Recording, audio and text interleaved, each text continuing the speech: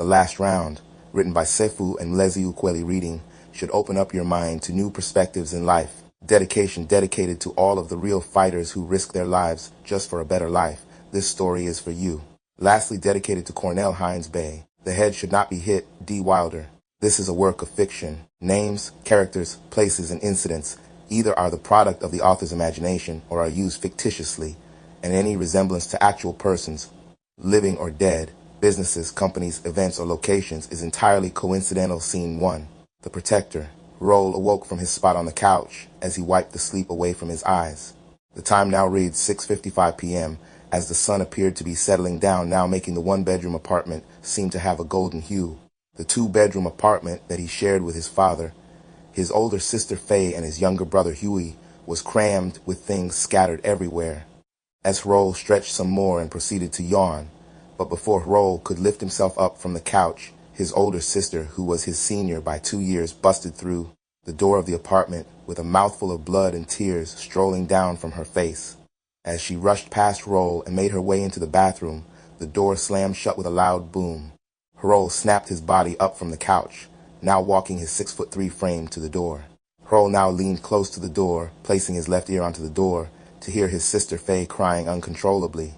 "Faye, are you okay?" HRROLL asked, waiting for Faye to respond, but she said nothing. "Faye?" HRROLL called for her once more, but there was not a sound but the running sink water. Moments later, HRROLL reached down inside of his pocket, pulling out his ID card, and now placing it inside the slits of the door, now pushing the door to unlock it. But when HRROLL opened the door, what he had seen stunned him for a moment. His beautiful sister's face looked as she had been pounced on by 10 girls. "HRROLL, can't you see that I'm in here, dang?" Faye shouted, trying to turn her head to the left so HRROLL wouldn't see the marks on her face. Instinctively, HRROLL already knew what had taken place. It was her no-good lying boyfriend Cole. Cole was a guy whose physical features appeared as if he were white, but he claimed to be albino. He would even lie saying that his mom was darker than Harriet Tubman, as if he actually knew what her skin complexion looked like, and his dad was of mixed race, being both African and white. But Cole resembled Tom Cruise with a fade. HRROLL never liked Cole since the very first day that he met him. He always thought that Cole was trying too hard to fit. And HRROLL remembered when Faye first brought Cole over to the apartment. Cole and Huey, who was HRROLL's little brother in HRROLL, were sitting inside of the living room talking about their common interests, like who was the best rapper of all times. HRROLL's younger brother Huey stated that his favorite MC was Nasty Naz. Cole immediately chimed in and caught everyone by surprise by being so bold and saying, "That nigga is whack." HRROLL remembered suddenly arming his size 13 shoe so far up Cole's behind that he would have been constipated for weeks. HRROLL also knew that Cole had a drinking problem, but he didn't think Cole was that dumb to start putting his hands on his sister. "Did Cole hit you?" HRROLL immediately asked. "No, HRROLL, here you go talking crazy." "I'm fine," HRROLL immediately shot back. "And you're lying for this punk." HRROLL felt his heart start to race as rage boiled within him like water left on a hot stove. "No, HRROLL, stay out of it, okay?" Faye cried out. HRROLL now spoke in a calm but thunderous manner. "Where is he at?" Faye, who looked terrified, said nothing as she wiped her face with her gray washcloth that was now red from her blood. "Look, he got you scared to talk to your own brother. You watch. I'll make sure he doesn't ever touch you again." "No, HRROLL, don't do nothing stupid. Cole has a gun and he told me he has used it before." HRROLL, who was now enraged, laughed as he then replied, "He's gonna need more than a gun to stop what's about to happen to him." HRROLL now slammed the bathroom door behind him and now walked over to the front door as he placed on his all-black Nike boots. But when HRROLL opened the door, his little brother Huey was at the door with his key still in the doorknob when HRROLL opened the door. "Yo, bro, where are you off to? Looking like you about to whoop on somebody," Huey asked as he carried a duffel bag around his shoulder and his boxing gloves draped around his neck. HRROLL spoke without looking at his brother. "Stay here and make sure Faye doesn't leave this house. You hear me? Bro, what happened?" Huey asked with a puzzled look on his face. HRROLL couldn't help but to allow the words to slip from his mouth, although he wanted to handle it on his own. He wanted to show his little brother how you take care of family business. HRROLL's mom, in 2005, last words before passing away from a long battle with cancer were to watch over one another. She made Faye, HRROLL, and Huey promise to her that they would remain close and to be there for one another no matter what. Although they had a father, HRROLL Rankin Sr., who was a former professional boxer in the 80s and late 90s. But once he retired from the ring, he also retired from his responsibilities as a man and as a father. White Boy caught himself putting his hands on Faye. HRROLL spoke with anger, as he could just picture Cole's scrawny body frame trying to have his way with Faye. Yo, you lying slim, Jack ain't that dumb mo. Huey's native Washington, D.C. slang arose in each word that he spoke. HRROLL looked at him now with a serious expression and then said, "Fool, why would I lie to you?" Huey immediately tossed his duffel bag in the house and threw his boxing gloves that hung around his neck down onto the carpet, then said, "Come on, what are we waiting for? I'm coming with you." For a brief second, HRROLL wanted to say, "No, you're staying home," but then again, he did want to teach Huey how to be responsible. What if something happened to HRROLL? HRROLL would always think to himself who would hold down the house since his father was a drunk and a rolling stone. So HRROLL couldn't help but to say yes, and he needed backup as well. Huey was an amazing amateur boxer. He won many tournaments that were held in the Washington, D.C. and Maryland area. He even won the Golden Gloves for 2 years in a row. At just 16 years of age, he was on his way to turning pro after signing a promotional deal with star boxer Luis Sosa Del Roya of Silverboy Promotions. Huey was the best fighter that HRROLL had ever seen in his eyes. Huey was smart, sharp, shifty, and strong. He was naturally built but pushed himself to his peak. Furthermore, he had an unorthodox way of fighting, as he would fight in the mummy stance in which he could parry block his opponent punches at will, while counter-punching, or he'd brawl with anyone, depending on how he felt that night.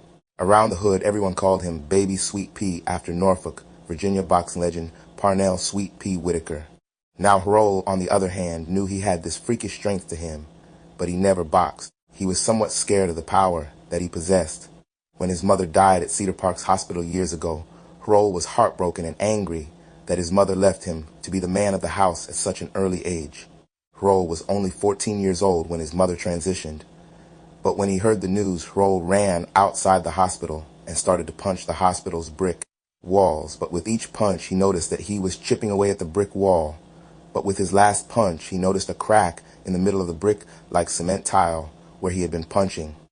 HRROLL looked at his fist, and to his surprise, there was not a scar nor scratch on his fists. A couple of weeks later, HRROLL remembered having strange dreams of a woman giving him a green drink.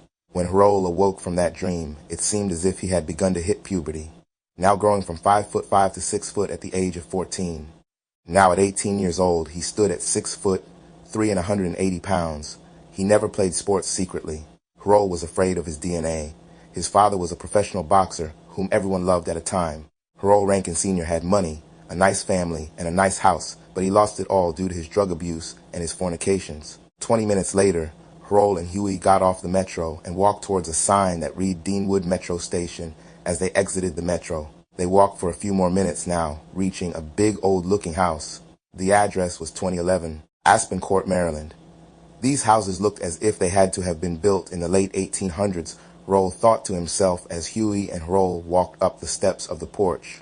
When the two approached the door, HRROLL spoke and said to his brother, "Yo, Huey, I don't need you doing anything stupid, bro. We don't need you breaking your hand before your pro debut. Just watch my back. Got it?" Huey shook his head, signaling to HRROLL that he understood his instructions, with the same determined look on his face that he would have each time before he would step inside the ring. As HRROLL now began to bang on the door with his large fist, the sound of music being played, followed by laughter, suddenly came oozing out of the door as the smell of cigarettes, marijuana, and beer now seeped its way from the cracks of the door as well. But again, HRROLL knocked. This time his banging caused everyone in the house to now become silent. Maybe they thought it was the police, HRROLL thought to himself, as suddenly the reddish door came flying open. Cole stood in the doorway with a bottle in one hand and a cigarette in the other hand. "What's up, my nigga?" Cole spoke in a drunken fashion, but before Cole could say another word, HRROLL had hit Cole with a two-piece combo that landed sweetly on his jaw. The punch hit Cole's jaw so hard that it sounded as if a firecracker had just exploded. Cole's bottle came smashing to the ground the same way he fell, while his once-lit cigarette that was in his hand was now laying in the puddle of liquor. The music that was once being played now came to a halt again, as 3 black guys came rushing to the door. HRROLL couldn't help but to notice that these guys were some wimpy stick-up kids who would do anything if the price was right. When they approached the door and noticed their leader had been knocked out cold, they wanted their revenge. The first guy charged at HRROLL, but HRROLL, in a quick but subtle motion, HRROLL took a step to his left, while throwing a check hook with his left hand, while pivoting and now throwing the guy who was once charging at him off balance. Afterwards, HRROLL threw a straight right followed by another right hand straight down the pipe that landed a guy who was charging at him temple. "Lights out," Huey chanted in excitement. Next, the taller one of the three made his move, but with caution. But now HRROLL was fired up, giving him 2 to the body instantly. The guy, who resembled Dennis Rodman, dropped his hand to his gut in pain. Next, HRROLL gave him an uppercut that almost detached the guy's head from his body. But when HRROLL swung his body around to see where the last guy was, he couldn't spot him, but he heard a loud echo sound of a gun going off bam. Moments later, he found himself lying face forward on the cement. Huey laid next to him as blood gushed from his mouth like those movies that they would binge watch every Saturday nights when they were younger. Huey Caesar Rankin had saved his life, but in result, his little brother had taken a bullet for him and laid there motionless. Moments later, screams followed and police sirens echoed throughout the night sky. Another tragedy in the nation's capital.